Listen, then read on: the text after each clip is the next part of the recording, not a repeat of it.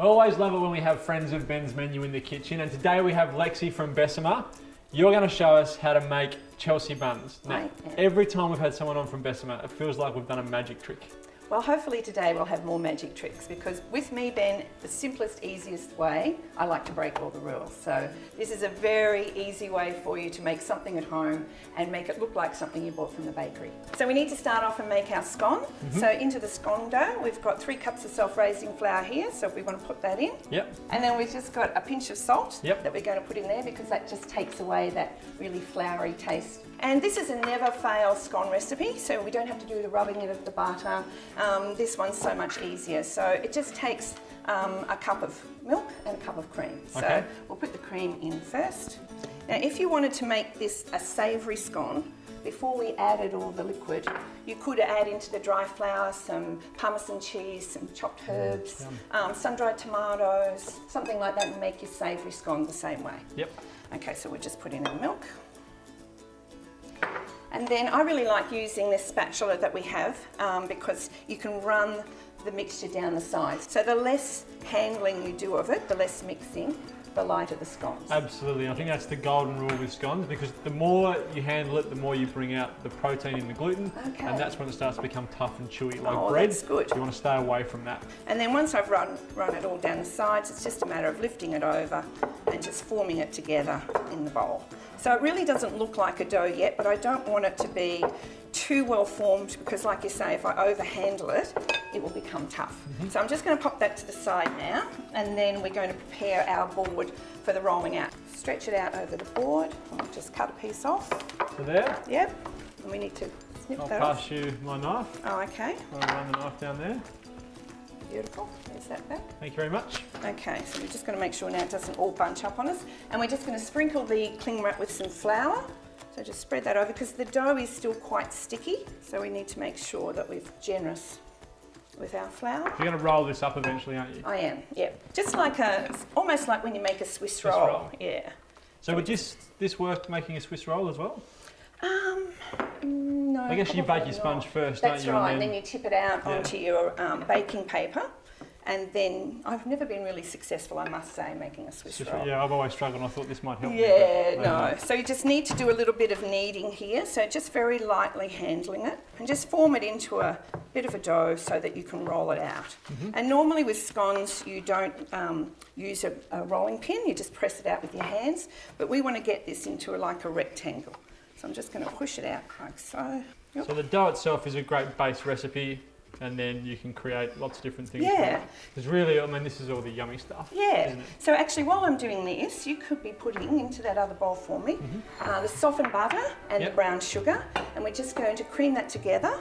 Only need to do it by hand. And then we're going to spread that over the dough, and that gives it that lovely caramel sauce that goes through it.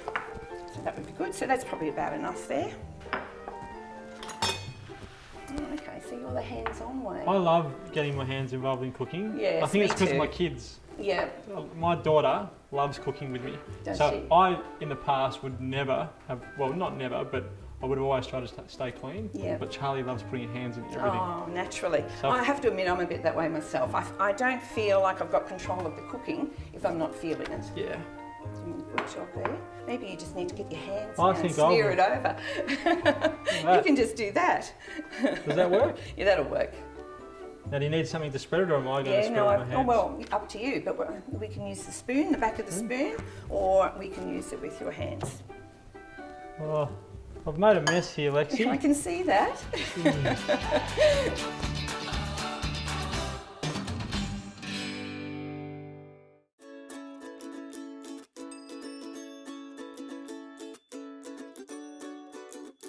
Okay, that's looking good, Ben. Perfect. Okay, so now that we've done that, we're just going to put on some apple. So this is just your tin pie apples, just to make things a bit easier. You just want to spread it out. And you can change these flavours. You know, if you don't want to have what I've put on here, you can put different sweet flavours. This is classic though, isn't it? It is. Caramel and definitely. apples. And of course now comes the fun bit, and that's rolling it up. Okay. So that's why we need the cling. So the easiest way to do this is to just grab the corners of your cling and you just flick it over like so, and then just gently roll it towards you. Okay, so this is the magic part that you were talking about before, because normally when you'd make something like this, you'd have your scone tray, you'd already have your oven on heating. Yep. And we're just going to pop it into a frying pan, believe it or not, and we're going to cook it on top of the stove. This is the bit, if anyone's ever watched when Bessemer are in, you watch my face. These are the bits where I would just, because like you said, you break all the rules.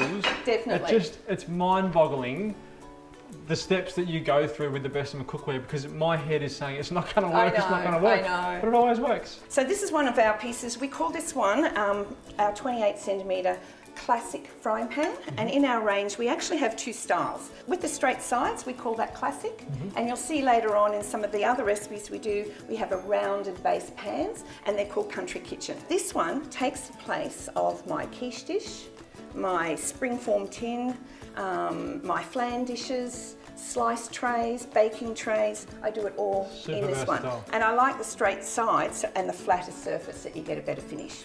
So all we need to do now is grab a knife, and we're just going to cut off our little rounds. So you just start placing them into the pan. This is the bit that I can't comprehend. I know, it is quite amazing. It's starting to make me think differently about how I cook as well.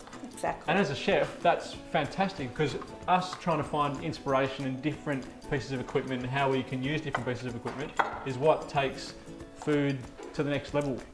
So that's what it looks like. Yep. Okay. And so this is the coal pan, so we haven't preheated our oven. We put them direct into the coal pan, so that once we place our lid on, and so we put sits flat onto the base, the heat will travel evenly across the bottom, comes up the sides, the lid grabs it, the heat transfers right across to the middle of the lid. And then we have our wing knob on the top, and we have this tiny little bump on there. It's an indicator. So instead of you having to lift it up and look underneath all the time to see if your vent is open or closed, all you have to do, pop your lid on, feel for the little bump, point one of the wings in line, and that allows the steam to escape. So the rule in Bessemer is, if you normally would cook this recipe in the oven, O is for oven, O is for open, so you make sure you have your vent open. And that allows everything to brown and to bake. The only part that doesn't brown is the top, because it's not touching the pan. So when this is all cooked, it's risen up, we need to tip it out, slide it back in, and brown the other side. Okay. Okay. We're going to know when it's touch hot is when we put our fingers in the middle of the pan and have a slow count to 3. That's to us like the oven light turning off. Yep. The oven is heated.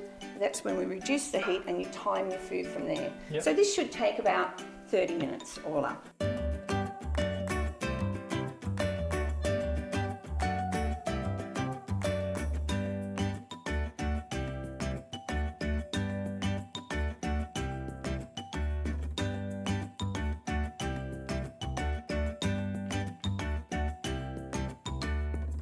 After the flip, it was only another 3 About 5 minutes, yes, yep. So we're just going to put the board on the top this time. And once again, I'll turn the handle that way so I can grab my thumbs on it. So it's just a simple balance with your thumbs, tip it over, pop it down, lift up, and voila. My daughter would love this, but someone else who would love this is my wife's mother. She loves these kind of desserts. Every time I go to their place, we have like a lemon delicious sponge or something similar to this. So next time you come over for dinner, Pauline, this is what I'm going to make you.